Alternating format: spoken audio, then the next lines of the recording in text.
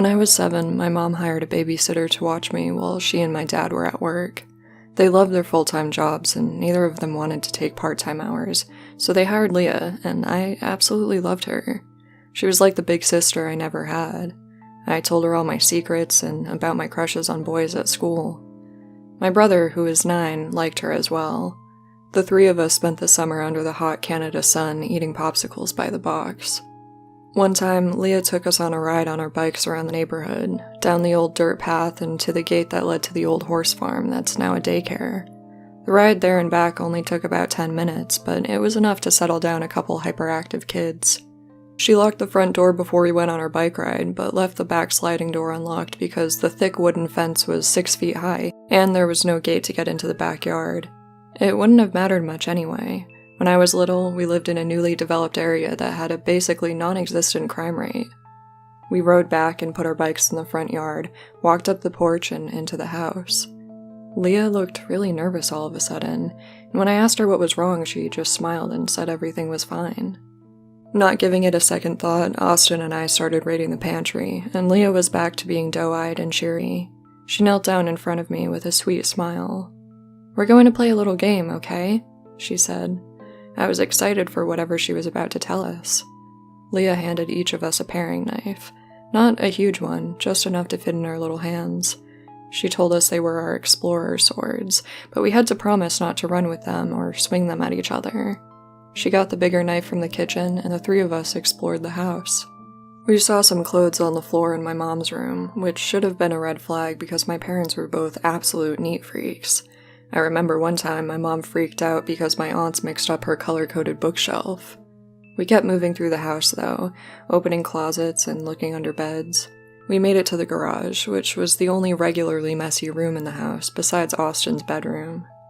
Leah took a few more steps into the garage before suddenly stopping. "Nothing's in here, guys. I told you, it was just the wind that opened the door."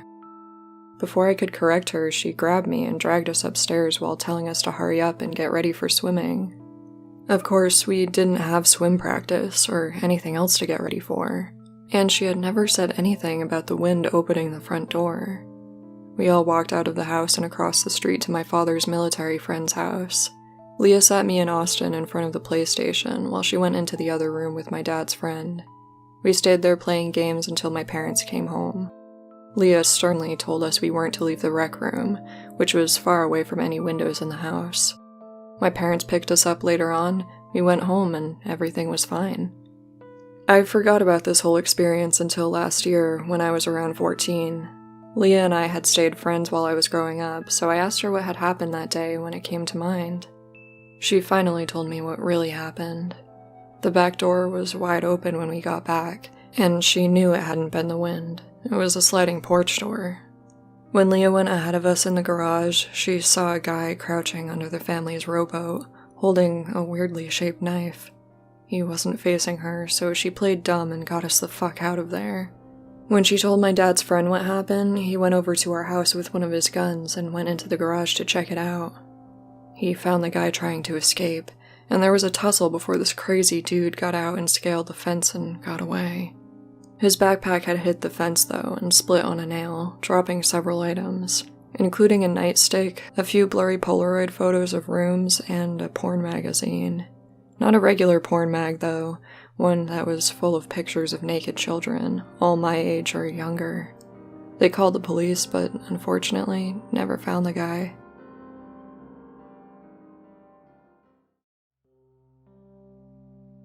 When I was around 9 or 10, my mom had finally broken up with her wealthy, abusive boyfriend.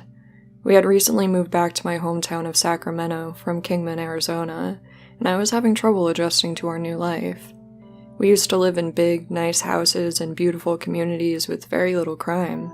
But now, my mom was a newly single mother of 2, and had to move us into a small townhouse community in not the best neighborhood.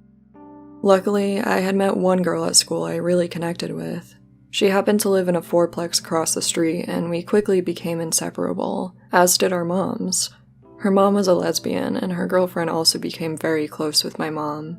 It wasn't unusual for them to be at our house late into the night, drinking and laughing in the living room, while my friend and I giggled and gossiped about the boys in our school upstairs in my room. This particular night was no different. It was pretty late, so we decided to have a sleepover. My friend and I ran across the street to her empty house to grab a blanket and a night bag. We were laughing as we walked up her driveway, but then she stopped, suddenly, and all the color drained from her face. No one was home, but all the lights were on, and the front door was wide open. We could see a shadow dancing on the wall through the doorway. Terrified, we ran back to my house and burst through the door, both crying and babbling about a strange man in the house. My uncle, who happened to be staying with us at the time, ran over immediately. When he got there, though, the door was shut and locked, and the house was dark. They all laughed and told us we were imagining things, probably from watching too many scary movies. We both knew what we saw, though, and it never left our minds. Weeks went by, and strange things started happening in our house. Doors that we closed would be open when we walked by again, and things in their rooms would be rearranged. Clothes and underwear started going missing. Her mom's sex toys started going missing too, although this was obviously left untold to us. Somehow, though, they were still convinced nothing was going on. Until one night. We were having another sleepover, at her place this time, and it was late. My older sister was babysitting us, and we were playing Donkey Kong Country. We got bored of the game after a while, though, and my friend mentioned she had Mario Kart in a box in their garage. The light was broken out there, and their slumlord landlord never fixed anything. So we grabbed our flashlights and went to search. She knew the box was in the far back corner, so we were making our way around piles of junk when my friend tripped and fell. She stood up and we both pointed our flashlights at the ground to see what she had fallen on. It was a pile of blankets that were not hers. We realized that someone had made a cubby in their rarely used garage, and we found a hole that someone had sawed in the wall that led outside. We screamed and ran inside, frantically telling my sister what we had found. She called 911 and our mom, who ran across the street to wait with us for the police to arrive. It turned out that someone had been living in their garage for weeks, if not months.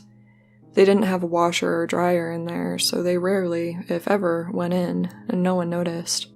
The hole the person had made faced the back of the building, which wasn't visible from the street or driveway. The worst part is that they found a ton of shit in there that the person had been sneaking into the house to steal. Dirty underwear, the missing sex toys, food, and pictures. When he heard them leave for the day, he knew the house was empty and would just come inside through the garage door and go through their things, eat their food, and use their bathroom. The guy never came back, and they never caught him. The scariest part is I often spent the night there, and we have no idea if this guy could have been violent. Luckily, we'll never know.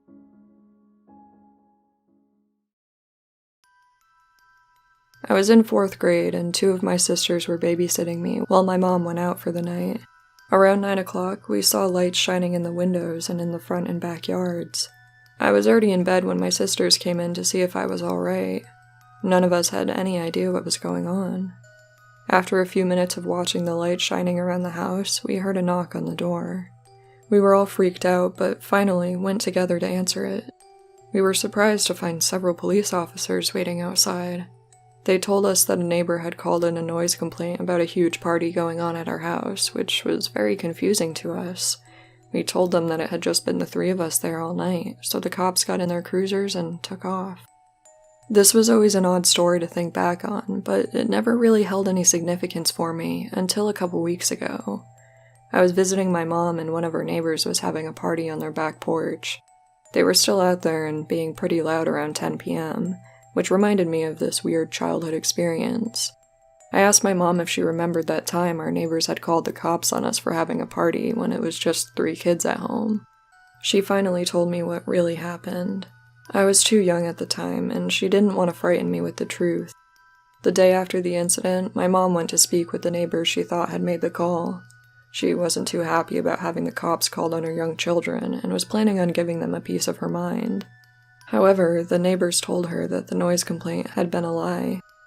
They called the cops because they saw a man snooping around the house and looking in the windows.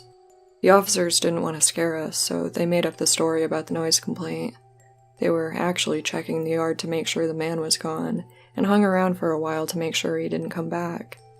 I was shocked to hear this. If it hadn't been for our nosy neighbors, I might not be here today, and I never had any idea.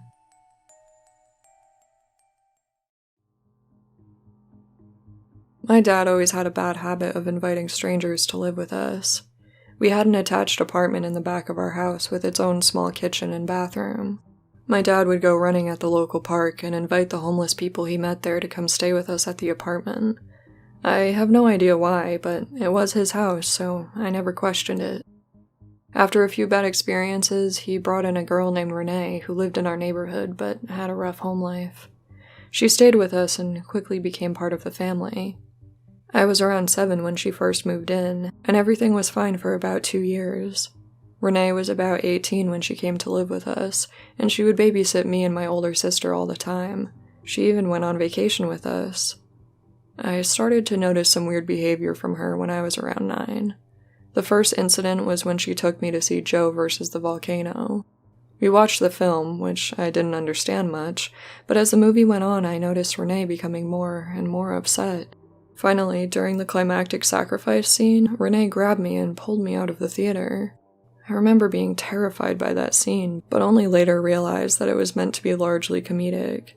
She kept muttering things about demons and how the film was inappropriate for children. She yelled at the manager before driving us home. That was the event that signified a change in Renee. She became more and more erratic after the movie, and I remember my contact with her was cut drastically. Most of what happened next was later told to me by my parents when I was older. Not long after the movie mishap, my dad got a call from the local Blockbuster saying that Renee had stolen some videos from the store. She was well known there, and had been caught on tape stealing up to 5 movies. All of them had one thing in common. They all involved possession of some sort. After my father saw the proof, he confronted her, but she claimed she had no recollection of ever renting or stealing any movies, even after watching the footage herself. My mom was pregnant at the time, and they decided they didn't want Renee around a newborn. I remember the conversation that happened the night they asked her to leave. She was upset, but ultimately agreed. The next day, we woke up and saw that our patio and pool were covered in flour. I remember seeing footprints and markings in the flour, and my parents later told me that it looked like someone had been dancing and rolling around while throwing it everywhere. Of course, Renee denied it, and of course, we knew she was lying since her apartment was covered in flour as well. She was quickly removed after this, and ended up going back to her parents' house. My dad still cared about her though, and kept in touch. Last I heard, she was in an institution being treated for something similar to multiple personality disorder, or at least that's how my father described it. He said she claimed she was possessed after bringing me to see Joe versus the volcano, and had actually tried to exorcise herself in our living room. That was the point he decided she had to go.